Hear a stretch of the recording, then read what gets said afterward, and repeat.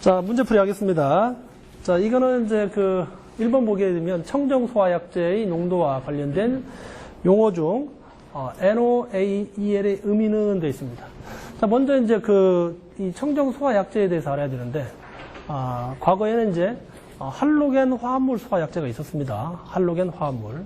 그러나 여기 할로겐 화합물이, 대기 중에 방출을 하게 되면 여러 가지 이제, 환경을 오염시키죠. 첫 번째가 이제 이 할로겐 화합물이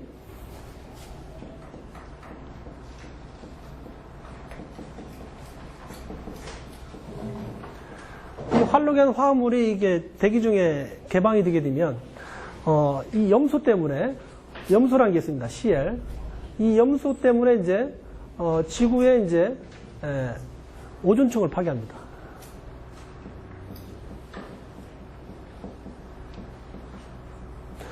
우리 이제 저 위에 한 40에서 50km 그 위에 성층권이 있는데 거기에 오존이 있는데 그 염소라는 게 이제 여러 가지 반응에 의해서 이제 오존을 이제 파괴합니다. 그렇기 때문에 이제 요거를 이제 미국의 이제 로랜드 교수가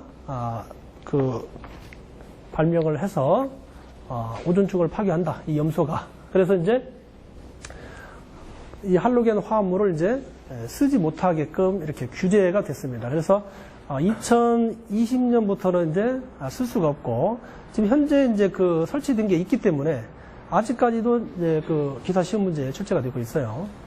자, 그래서 이제 대체 소화약제가 이제 바로 청정 소화약제가 되겠다. 청정 소화약제. 그 중에서 이제 우리가 이제 독성 농도 지수가 있는데 여기 보면 이제 NOAEL이 있습니다. NOAEL. No Observed Adverse Effect 레벨이라 해서 우리가 이제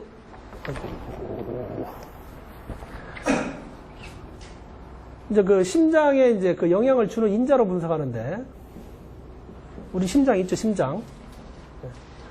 자, NOAEL은 뭐냐면은 No Observed 관찰할 수 없다거든요. 관찰할 수 없다. 그래서 이건 농도를 밑에서부터 이렇게 농도를 증가시킵니다. 이렇게 농도를 증가시켜서 심장에 영향을 미칠 수 없는 최대 농도가 바로 NOAEL이죠. NOAEL. 그래서 여기 이제 답으로 보게 되면 이제 여기 답은 있죠. 인간의 심장에 영향을 주지 않는 최대 허용 농도로서 관찰이 불가능한 부작용 수준이 바로 NOAEL이 되겠습니다. NOAEL.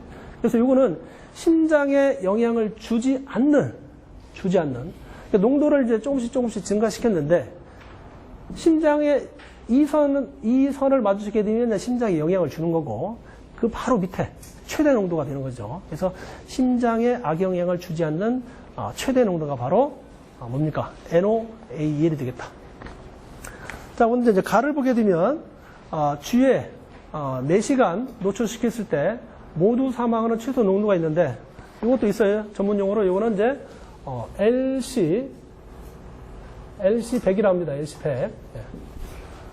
리설 컨센트레이션 해가지고 치사 농도라 해서 LC100이라는 얘기는 이제 쥐에다가 4시간의 이제 독성을 노출시켰는데 쥐 모두 다 죽었어. 그럴 때는 이제 NC100. 우리가 좀 많이 쓰는 게 이제 LC50을 쓰지. LC50. 리셀 컨센트레이션 T50 해가지고 LC50을 쓰는데 한 50%가 이제 쥐가 죽는 그러한 최소 허용 농도가 바로 이제 LC가 되겠다. 그래서 여기서는 일본 같은 경우, 가본 같은 경우는 이제 쥐가 이제 다 죽었다 했잖아. 그렇기 때문에 이제 LC100이 되겠다. 그 다음에 이제 여기 사망에 이르게 할 수 있는 최소 농도라는 게 있는데, 요거는 이제 LCLO가 되겠다. LCLO. Low Risk Publish Recent Concentration 해서 사망에 이르. 이거는 이제 여기 이제 다번 같은 거는 이제 심장에 대해서 영향을 주는 거고, 나번 같은 것은 이제 사람의 이제 목숨이지, 이제 사람이 죽는 거지. 그런 농도를 얘기할 때 이제 LCLO라 한다. 그 다음에 여기 이제 라버를 보게 되면 악영향을 감지할 수 있는 최소 농도. 요거는 이제, 이 LOAEL하고 좀 반대되는 개념이다. 그래서, NOAE 아니고 이제 LOAEL. 노 리스트. 옵저버도 이제 애드버스, 이펙트 레벨에서 요거는 이제 어떻게 되겠어? 아까 이제 NOAEL은 농도를 이렇게 증가시키면서 심장에 영향을 주지 않는 거고, LOAEL은 농도를 많이 줬다가 이 양을 이제 조금씩 감소시켜서 심장에 감소시켰는데도 심장에 영향을 주는 농도. 그래서 최소 농도.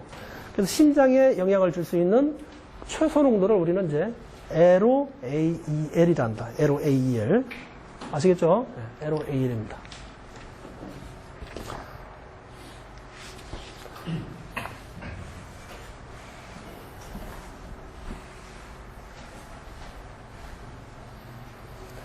자, 이번에 보게 되면 이제 연결 송수관의 송수구, 체크밸브, 자동 배수 밸브의 설치 순서로 맞는 것은 돼 있죠. 자, 연결 송수관은 우리가 이제 화재가 발생하게 되면 제일 먼저 소화 작업할 수 있는 게 이제 소화기입니다. 소화기.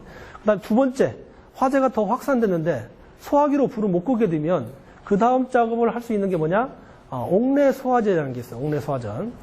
자, 옥내 소화전 가지고도 이제 화재가 더 확산돼서 불을 못 끄게 되는데, 그때가 되게 되면 이제 물론 이제 화재가 발생하면 소방서에 신고가 되는데, 우리가 일반적으로 이제 소방서에서 이제 출동 시간을 우리가 한 20분 정도 봅니다.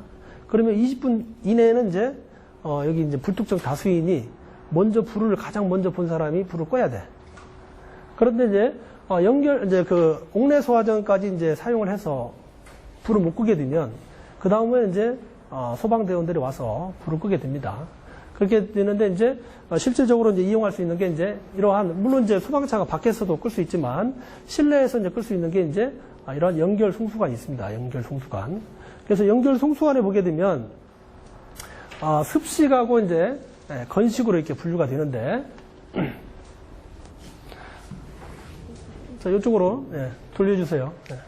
자, 습식 연결 송수관 설비를 보게 되면 습식하고 건식이 있습니다. 습식. 자, 습식은 이제 우리가 이제 수분이 있다라고 생각을 하시고, 그러면 배관상에 연결 송수관상에 물이 다 차 있다라고 생각하시면 됩니다. 습식. 그다음에 건식은 물이 차 없는 상태를 이제 건식이라 하지. 그러면 우리가 이제 연결 송수관 연결할 때 이렇게 표시합니다. 연결 송수관은 연결 송수관에서 일반적으로 이제 이렇게 배관을 연결해서 각 층마다 이렇게 방수구가 있습니다. 각 층마다 이렇게 방수구가 있는데, 자, 이런 모양의 밸브 표시가 이제 체크 밸브입니다. 체크 밸브는 소방차가 여기 와서 여기에다가 이제 물을 연결시키죠. 호스를 연결시켜서 이를 통하게 되면 여기서 이제 호스에 의해서 소방대원들이 이제 불을 끌 수가 있습니다. 근데 이렇게 표시된 게 이제 체크 밸브인데, 더 자세한 것은 이쪽에다가 이제 방향 표시를 해주게 되면 물이 이쪽으로만 흐른다. 이 반대쪽으로 물이 흐르지 않는다. 이것을 우리는 이제 체크 밸브라 합니다.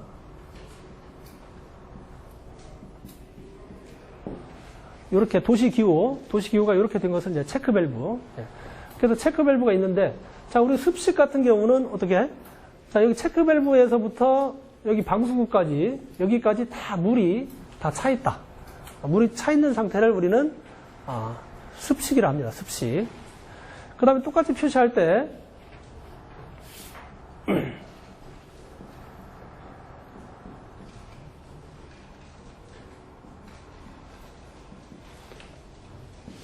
이렇게 표시할 경우에, 자, 여기 체크 밸브에서부터 여기 방수구까지 요 배관상에 이제 물이 없는 것. 자, 물이 없는 것을 우리는 건식이라 하고, 요 안에 물이 다 차 있다. 꽉. 물이 차 있는 것을 이제 우리는 습식이라 합니다. 습식. 습식이라 하는데, 자, 그러면 여기에 보게 되면 이제 우리가 이쪽 바깥쪽 같은 경우는 이제 물이 있을 경우에 배관상에 물이 있게 되면 겨울철 같은데 동파가 일어나죠. 그래서 이제 물을 자동적으로 빼줄 수 있게끔 시설을 해줘야 됩니다. 어떤 게 습식이기 때문에 여기서부터는 이제 배관이 동파되더라도 이제 동파되지 않게끔 단열 조치한다든지 이렇게 할 수가 있습니다. 그런데 여기서 이제 송수구하고 요거는 이제 송수구로 하죠. 송수구하고 이제 이 체크 밸브 사이에 자동 배수 밸브를 설치합니다. 자동 배수 밸브.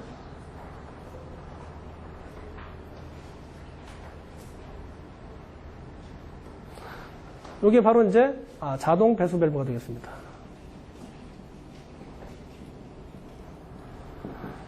습식 같은 경우는 이렇게 송수구, 자동 배수 밸브, 체크 밸브 요 순서입니다. 그래서 송수구에서 예를 들면 소방차가 와서 물을 처음에 쏘게 되면 물이 여기서부터 차가지고 이쪽으로 이제 다 차겠죠. 물이 다 찹니다. 그런데 여기 습식이기 때문에 여기서부터 여기까지는 나중에 물이 차 있으면 안 돼. 겨울철에 이제 동파 같은 게 발생하기 때문에. 그래서 자동 배수 밸브에 의해서 물이 자동적으로 빠질 수 있게끔 해줘야 된다. 그래서 자동 배수 밸브가 설치가 돼야 된다. 그래서 습식 같은 경우는 이제 송수구, 자동 배수 밸브, 체크 밸브 이렇게 돼 있으면 이제 습식 맞지. 자, 우리 이제 여기 2번에 보게 되면 습식인 경우 송수구, 자동 배수 밸브, 체크 밸브 이거 돼 있죠. 요게 이제 순서가 맞는 거지. 자, 그 다음에 건식 같은 경우는 요 배관상에 물이 다 차 있으면 안 되기 때문에 자동 배수 밸브가 2개 들어간다. 자, 송수구하고 체크 밸브 사이에 자동 배수 밸브가 하나 더 들어가고, 그 다음에 여기도 마찬가지 물이 없어야 되기 때문에 여기도 마찬가지 자동 배수 밸브가 이렇게 설치가 된다. 자동 배수 밸브. 그래서 어떻게? 건식 같은 경우는 송수구, 자동 배수 밸브, 체크 밸브, 자동 배수 밸브. 건식이기 때문에 건식 같은 것은 물이 들어가 있지 않아야 된다. 이렇게 이해를 하시면 됩니다. 네. 이렇게 이제 연결된 것을 찾게 되면 이제 나번이 답이죠. 네.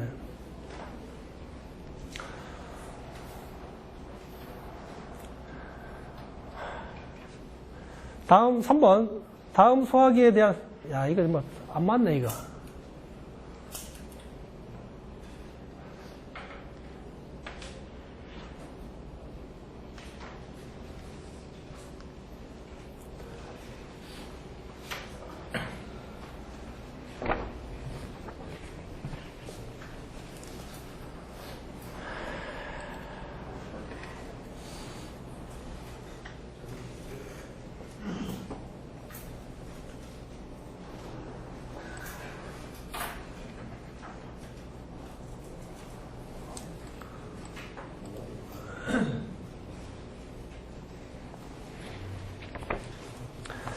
자, 3번. 다음 소화기구에 대한 설명 중 틀린 것은 되어 있습니다. 자, 먼저, 가번을 보게 되면, 소형 소화기는 보행거리 20m 이내에 두도록 설치한다. 자, 여기 보시면 용어가 있는데, 보행거리라는 게 있습니다. 보행거리. 여기 보행거리가 있죠. 네. 자, 이 보행거리라는 것은, 우리가 이제 그, 소방 쪽에 보게 되면, 이제 보행거리라는 용어가 있고, 또 그 다음에 수평거리라는 용어가 있습니다. 자, 이 보행거리. 자, 이 보행거리는 실제적으로 우리가 이제 걸어가서 이동한 거리를 이제 보행거리라 합니다. 예를 들면, 자, 이렇게 이제, 여기에, 이렇게 이제, 이러한 방이 있어요. 그러면 여기에 이제 실이, 이렇게 있을 경우에, 여기에 이제 문이 하나 있겠죠. 자, 문이 있을 경우에, 예를 들면 소화기가 여기 배치되어 있다. 소화기가. 그러면 이제, 사람이 이렇게 직접 걸어가서, 이렇게 가서, 이렇게 이제 소화 작업을 하겠죠.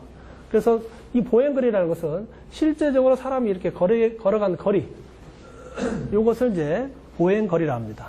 그래서 이제, 소형 소화기 같은 것은, 이렇게 해서 여기서부터 여기까지가 이제 20m 이내에, 소화기 한 개당 20m 이내에 이제 소화기가 설치가 돼야 돼요.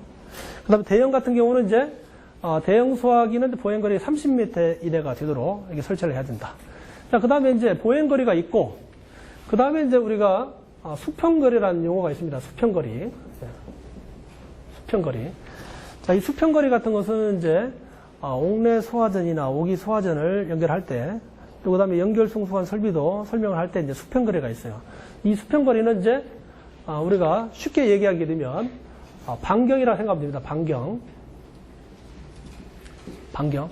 예를 들면 옥내 소화전이 여기에 설치된다. 옥내 소화전이 설치가 되는데 옥내 소화전은 이 옥내 소화전마다 25m 이내마다 한 개씩 설치하게 돼 있어요. 그래서 예를 들면 이제 반경이다. 그럼 이렇게 이제 이런 식으로 이제 반경이 형성이 되겠죠. 그래서 여기서부터 여기까지가 바로 이제 수평거리가 된다. 수평거리. 그래서 이러한 이 건물이 방해가 되더라도 그거에 상관없이 우리가 이제 반경으로 따질 때를 이제 우리는 수평거리라는 용어를 씁니다. 수평거리. 보행거리하고 이제 수평거리하고 틀립니다. 그래서 문제가 나올 때 이런 식으로 이런 문제가 나오게 되면 예를 들면 소형 소화기는 수평거리 20m 이내가 된다. 이렇게 나올 수도 있어. 그렇게 되면 이제 오답이 되겠죠. 그래서 이제 대형 소화기는 보행거리 30m 이내가 되도록 배치해야 되고, 그 다음에 소화기구는 이제 바닥으로부터 1.5m 이하 위치에 배치해야 된다. 소화기를 대체적으로 사람 위에 설치하게 되면 쓸 수가 없잖아. 그렇기 때문에 이제 바닥에서 1.5m 이내에 소화기구가 배치가 돼야 됩니다. 그 다음에 이제 라버를 보게 되면 이산화탄소 소화기구는 밀폐된 거실로서 바닥 면적이 20스퀘어미터 미만의 장소에 설치된다. 자, 이산화탄소 같은 경우는 대기 중에 노출이 되게 되면 밀폐된 공간에서는 이제 질식을 시킵니다. 이산화탄소 자체가 질식 소화하기 때문에. 자, 그렇게 되면 이러한 면적이 좀 작은 곳에서는 이제 사람이 불을 꺼야 되는 목적인데 사람이 죽으면 안 되잖아요. 그렇기 때문에 이제 이렇게 이산화탄소 소화 같은 것은 이제 20제곱미터 미만의 장소에서는 설치하는 게 아니고 설치할 수 없다. 자, 말고 이제 이산화탄소 소화기구 말고 다른 것도 있는데 똑같이 할로겐 화합물 소화기가 있어요.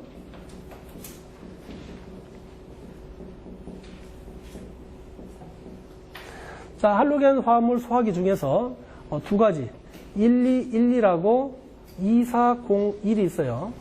2402. 자, 1212라고 2402가 있는데 요 두 개도 마찬가지 20스퀘어미터 미만의 장소에 사용할 수가 없다. 이것도 마찬가지. 요 두 개도 질식 소화를 합니다. 질식이 되기 때문에 마찬가지 요 두 가지도 사용할 수 없다. 그러나 이제 할로겐 화합물 소화 약제 중에서 1301이 있어요. 1301이 있는데 요것은 이제 사용할 수가 있겠습니다. 사용할 수 있겠다. 그래서 20스퀘어미터 미만의 장소 설치할 수 없는 것, 이산화탄소 소화기하고 할로겐 화합물 소화기 중에서 1212라고 2402는 밀폐된 장소에 사용할 수 없습니다.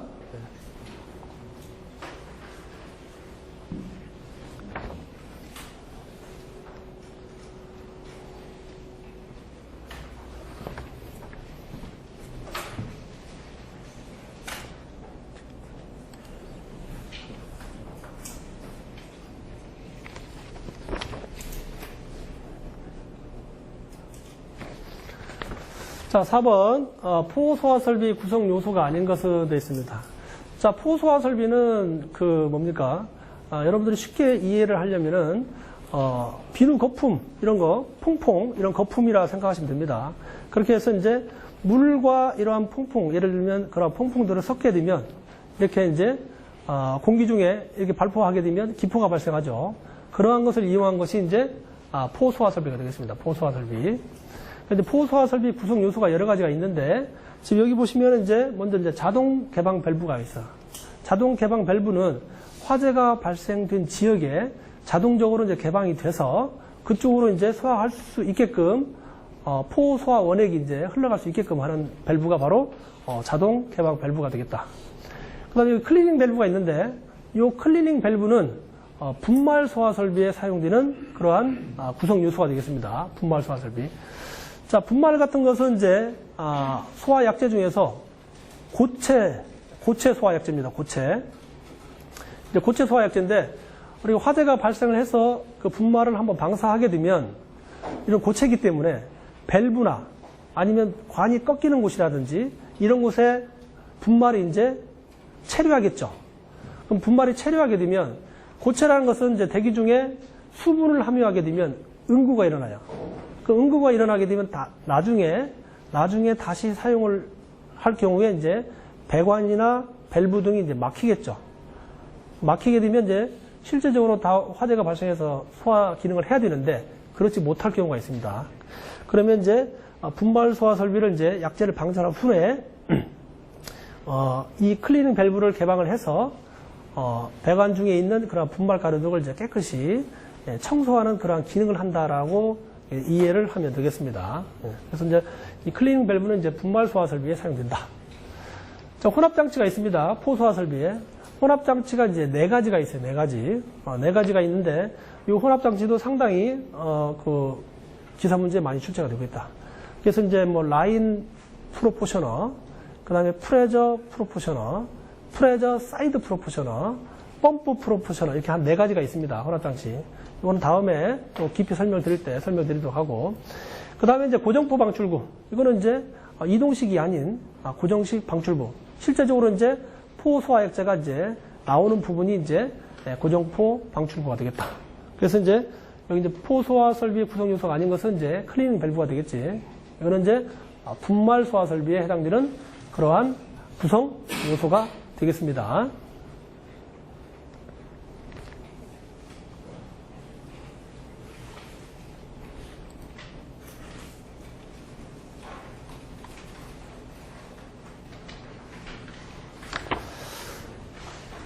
자, 5번 옥내 소화전 설비에서 가압 송수 장치 체절 운전 시 순환 배관의 설치에 따른 기준으로 맞는 것은 되어 있습니다. 자, 이쪽으로 보시면 자, 먼저 이제 그 가압 송수 장치가 이제 뭔가 알아야 되는데, 가압 송수 장치는 이제 소방에서는 가압 송수 장치라는 용어를 쓰고, 일반적인 곳에서 사용하는 것은 이제 이 가압 송수 장치가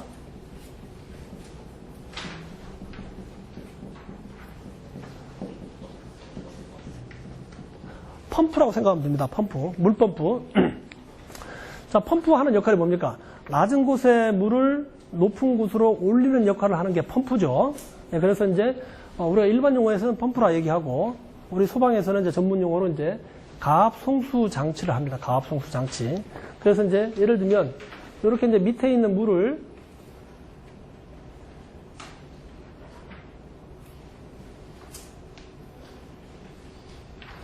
이렇게 이제 퍼 올리는 역할을 하는 게 이제 이 가압 송수 장치죠. 그럼 우리는 이제 실제적으로 이제 소화전이기 때문에 이렇게 이제 물탱크가 있는 게 아니고 여기에 이제 방수구가 연결돼 있죠. 방수구가 연결돼 있고 그다음에 호스를 연결해서 실제적으로 이제 소화 작업을 할 수 있는 이제 옥내 소화기에 연결됩니다. 이렇게 연결됩니다. 그런데 이제 이 가압 송수 장치가 있는데 이 체절 운전이라는 것은 뭐냐? 우리가 대체적으로 봤을 때 펌프 이제 출구 쪽에 보면 체크 밸브를 설치하고 그 다음에 여기 이제 밸브를 설치합니다. 요게 이제 개폐 표시형 밸브.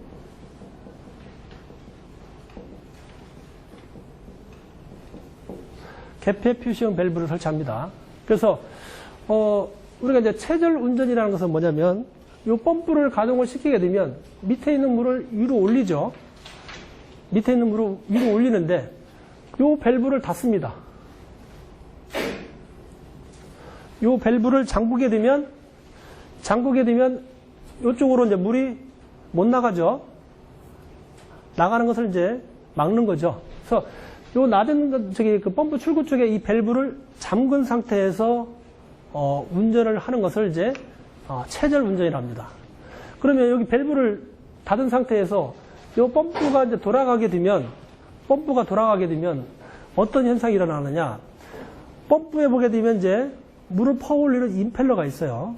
임펠러가 있는데 얘를 계속 가동시키게 되면 여기 막은 상태에서 계속 가동시키게 되면 물의 온도가 이제 마찰에 의해서 물의 온도가 계속 상승되죠.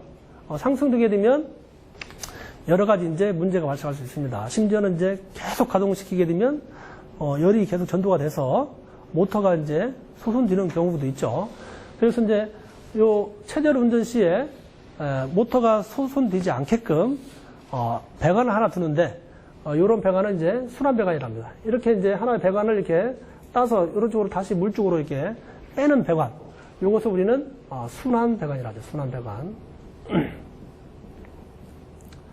그래서 순환 배관은 이제 체절 운전 시에 이 밸브를 닫은 상태에서 펌프를 운전시킬 때에 수온을 상승을 이제 방지하는 역할을 할 수 있게끔 하는 것이 이제 순환 배관이죠. 그러면 여기에 이제 배관을 연결시키게 되면 이쪽으로 물이 이제 조금씩 빠져나가겠죠. 그래서 빠져나가게 되면 여기 있는 물이 온도 상승이 이제 안 돼서 여러 가지 이제 기능을 방지할 수 있게끔 하는 것이 이제 바로 순환 배관이 되겠습니다. 자, 그 다음에 여기 보시면 이제 지문을 보시면 순환 배관은 앵글 밸브에서 분기한다라고 되어 있죠. 자, 우리가 이제 앵글 밸브를 이제 도시 기호로 표시하게 되면 이렇게 표시합니다. 자, 이런 표시가 도시 기호가 이제 앵글 밸브예요. 앵글 밸브. 그래서 우리는 이제 그 국가 화재 안전 기준에 따라서 이렇게 해야 되기 때문에 우리가 일반적으로 봤을 때는 여기 도면상으로 봤을 때는 체크 밸브 이전에서 이 순환 배관을 땄죠. 순환 배관을 땄습니다. 그러나 우리가 법상에서는 이제 화재 안전 기준에서는 이 개폐 밸브를 기준으로 해서 개폐 밸브 이전에서 이렇게 분기를 한다라고 되어 있습니다. 그래서 여기 나와 있는 이제 앵글 밸브가 아니고 개폐 밸브에서 분기를 하여야 한다가 이제 맞는 답이죠. 1번은 이제 가번은 이제 틀렸죠. 그 다음에 4번 분기되는 배관은 15mm 이상이 되어야 된다. 요 순환 배관이 최소 지금 문제에서는 15mm 이상인데 순환 배관은 이제 최소 20mm 이상이 되어야 됩니다. 그렇게 되면 15A로 되기 때문에 이제 15mm로 되어 있기 때문에 이제 틀렸죠. 그 다음에 4번 체절 압력 미만에서 개방되는 릴리프 밸브를 설치해야 된다라고 되어 있습니다. 그래서 여기서는 이제 이렇게 배관을 설치하게 되면 물이 계속 빠져나가잖아요. 물이 빠져나가기 때문에 우리가 이제 여기에다가 이제 밸브를 하나 설치합니다. 이렇게 이 밸브를 우리는 릴리프 밸브를 합니다. 그러니까 릴리프 밸브가 설치를 하는데 이 릴리프 밸브는 체절 운전실 때 그 펌프에 이제 압력이 있습니다. 토출 압력, 전격 토출 압력이 있는데 전격 토출 압력 그 미만에서 전격 토출 압력보다 약간 낮은 상태에서 이 밸브를 개방을 해서 이렇게 물이 자동적으로 빠져나갈 수 있게끔 설치를 해야 되는데 그게 바로 이제 릴리프 밸브죠. 예. 여기는 이제 체절 압력 미만. 체절 압력이라는 것은 이제 밸브를 닫은 상태에서 펌프에서 나오는 그 압력이 바로 체절 압력이 되겠습니다. 그래서 체절 압력 미만에서 개방되는 릴리프 밸브를 설치해야 된다. 이제 답은 이제 답원이죠. 다음에라 릴리프 밸브 2차 측에는 릴리프 밸브 고장 시 수리를 위한 게이트 밸브를 설치하여야 된다라고 했는데 자 우리가 이제 여기 이제 2차 측이라는 용어가 나왔죠. 2차 측. 우리가 보면 뭐든지 다 1차 측과 2차 측이 있는데 그 기준이 그 장치의 기준입니다. 예를 들면 여기에서는 지금 릴리프 밸브라 했죠. 릴리프 밸브가 이제 우리 유체가 흐름 방향이 이쪽으로 있을 경우에 이렇게 흐를 경우에 요 밸브의 입구축 을 우리는 1차 측이라고 합니다. 1차 측. 그 다음에 이제 토출축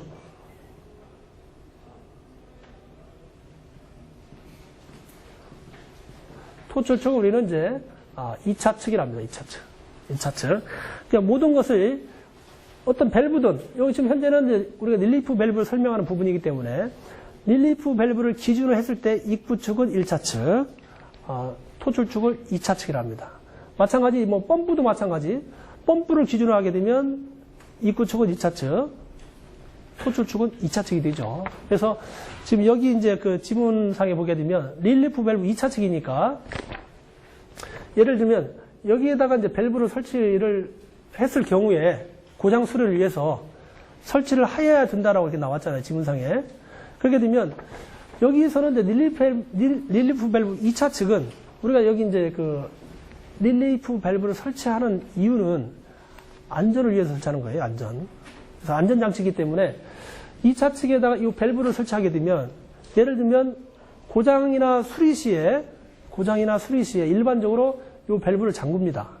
잠그게 되면 안전장치인데 사람이라는 게 실수가 있지 않습니까? 이 밸브를 잠그고 이게 철수할 수 있잖아요.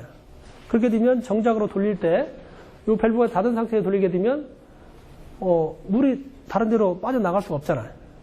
그렇게 되면 결국은 똑같은 현상이 일어나죠. 아까 모타 소송까지 일어날 수가 있죠. 그래서 반드시 이러한 릴리프 밸브 2차 측에는 이러한 밸브를 설치할 수가 없다. 예. 설치할 수가 없다. 그래서 반드시 이제 안전 밸브라는 게 있어요. 안전 밸브도 마찬가지 2차 측에는 저렇게 밸브를 설치하면 안 됩니다. 그래서 여기도 마찬가지 이제 릴리프 밸브도 이제 안전장치이기 때문에 안전장치 2차 측에는 밸브를 설치할 수가 없다. 네. 그래서 반드시 기억하셔야 되겠죠. 그래서 5번의 답은 이제 몇 번이야? 4번이죠. 네, 4번입니다. 자, 6번. 폐쇄형 스프링클러 헤드를 사용하는 설비 방식의 종류가 아닌 것은 되어 있습니다. 우리가 일반적으로 이제 스프링클러 설비를 하게 되면 1차 측이죠. 글씨. 네? 1차 측이 아까 네. 글씨도 뭐였어요? 뭐라고? 1차 측. 외국이에요. 입구 축을 이제 1차 측이란다. 네. 자, 우리가 이제 스프링클러 설비를 보게 되면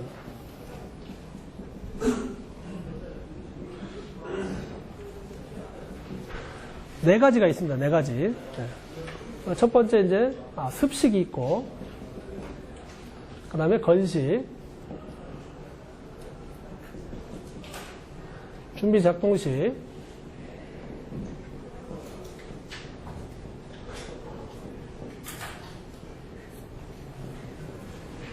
일제 살수식 이렇게 네 가지가 있습니다. 네 가지. 자, 이제 그 습식하고 이제 이런 것을 이제 구분을 할 때, 자, 먼저 개념상을 보게 되면, 개념을 보게 되면, 이렇죠. 개념. 아까 이제 그 펌프 나왔었죠. 펌프는 여기서 생략을 하고, 우리가 이제 스프링클러에 보게 되면 이제, 개방 밸브가 있습니다. 개방 밸브. 자, 습식 같은 경우는 이렇게,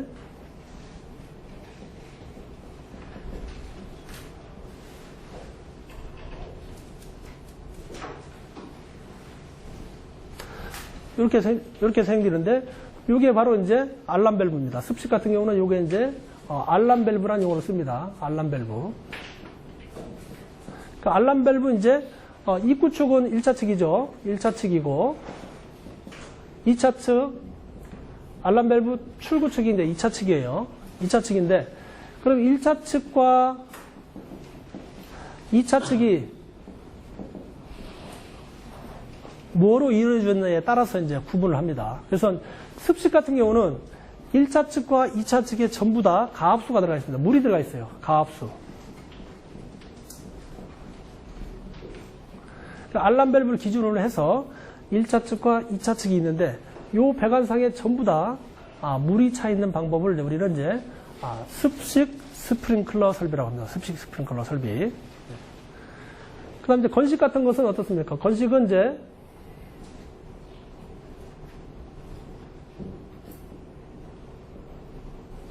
마찬가지로 여기 1차 측이 있고 이제 2차 측이 있는데 여기 이제 요거는 이제 건식 밸브라 하죠. 예, 요거는 건식 밸브라 합니다.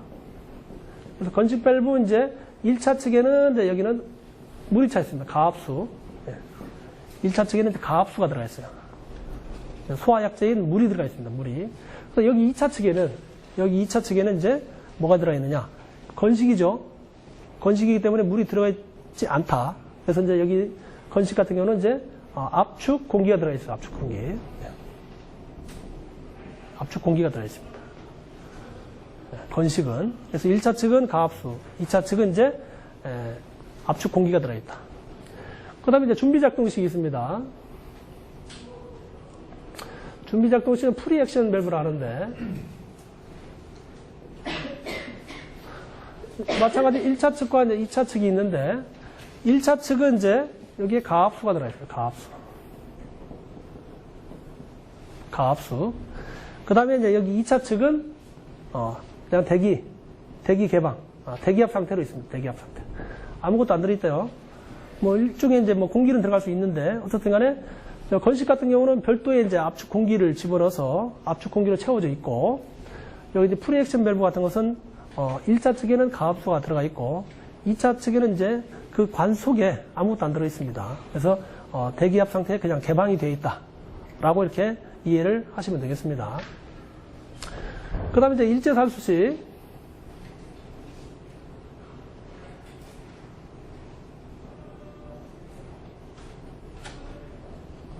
자, 1차 측과 이제 2차 측이 있는데, 요거는 이제, 준비 작동식 밸브죠.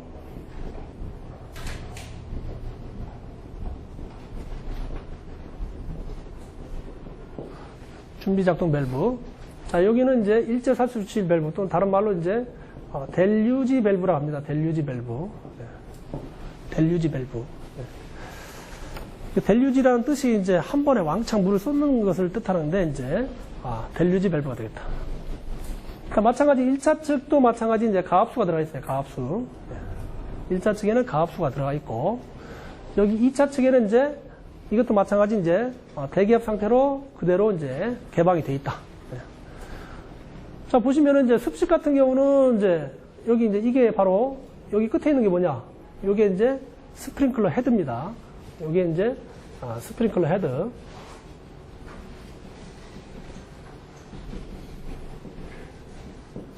그래서 스프링클러 헤드까지 다 물이 차 있는 것을 이제 습식. 그 다음에 건식 같은 것은 이제, 건식 밸브까지는 이제 물이 차 있고, 헤드까지는 이제 압축 공기가 차 있고, 그 다음에 준비작동식은 이제, 준비작동 밸브까지는 물이 차 있고, 그 다음에 여기 헤드까지는 이제 그냥 대기 중에 이제 개방이 되어 있다. 그 다음에 일제살수식 같은 것은 마찬가지 델루지 밸브까지는 물이 차 있고, 2차 층에는 이제, 빈 배관 속이다. 아무것도 안 들어있다. 이렇게 이해를 하시면 됩니다. 그 다음에 여기 이제 그 헤드 종류가 들어가는데, 자, 습식 같은 경우는 까맣게 표시되어 있죠? 까맣게 표시되어 있죠? 요거는 이제 헤드 종류가 이제 폐쇄형 헤드입니다. 그래서 이제 습식도 마찬가지 폐쇄형, 건식도 폐쇄형, 준비 작동식도 마찬가지 이제 스프링클러 헤드는 폐쇄형이 되겠다. 폐쇄형. 그 다음에 이제 일제살수식은 이제 개방형. 예, 개방형. 자, 폐쇄형은 이제 헤드가 꽉 막혀 있는 거고, 개방형은 이제 헤드가 구멍이 뻥 뚫려 있다. 이렇게 쉽게 이해하면 됩니다. 그래서 이제 헤드 종류는 이제 폐쇄형, 준비 작동식까지는 이제 폐쇄형이 들어가 있고, 일제살수식은 이제 개방형이 들어가 있다. 그 다음에 여기 이제 그 감지기의 유무를 보게 되면,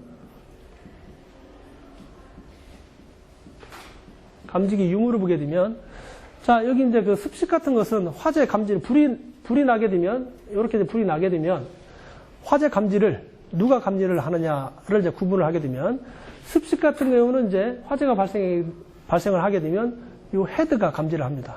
헤드가 감지를 해서 얘가 터지게 되면, 물이 흐르죠. 물이 흐르면서 이제 얘가 알람 밸브가 이제 화재 경보 사실을 알리죠. 그래서 여기는 이제 감지기는 이제 설치가 안 된다. 감지기는 설치가 안 된다. 습식은 이제 감지기는 설치가 안 된다. 그다음에 이제 건식도 마찬가지 이제 폐쇄형이죠. 그래서 여기까지는 항상 압이 차 있기 때문에 화재가 발생하게 되면 이것도 마찬가지 헤드가 감지를 합니다. 그렇기 때문에 감지기는 이것도 마찬가지 설치가 안 된다. 감지기는 설치 안 된다. 그 다음에 이제 준비작동식. 준비작동식은 이제 여기에 감지기가 설치됩니다.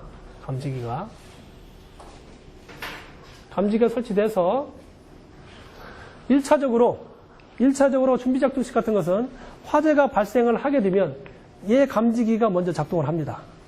얘 감지기가 작동을 해서 요 준비 작동 밸브를 개방을 시키면 얘가 물이 이렇게 흘러가죠. 그런 다음에 이제 물이 찹니다, 여기. 물이 차고 있다가 화재가 더 계속 확대가 되게 되면 요 헤드가 이제 개방이 돼서 소화 작업을 하는 거죠. 그래서 요거는 이제 감지기가 설치가 됩니다. 그다음 일제살수식. 요건 이제 그 개방형 헤드이기 때문에 구멍이 뻥 뚫려 있죠. 그렇기 때문에 얘가 감지를 못 합니다. 그래서 일제살수식도 마찬가지 이제 이렇게 헤드에 감지기가 설치돼서 요 델루지 밸브를 개방시키면서 이제 화재를 진압할 수 있는 게 바로 일제살수식이죠. 그래서 이것도 마찬가지 감지기가 이렇게 설치가 된다라고 보시면 되겠습니다. 그래서 여기서 보시면 이제 문제가 이제 폐쇄형 스프링클러 헤드잖아요. 폐쇄형. 자, 보시면 이제 습식, 건식, 준비작동식은 이제 폐쇄형 헤드가 설치가 된다. 그 다음에 이제 여기 일제살수식 있죠. 일제살수식은 이제 개방형 헤드가 설치가 된다. 그래서 아닌 것은 이제 답은 이제 라번이죠. 라번. 예.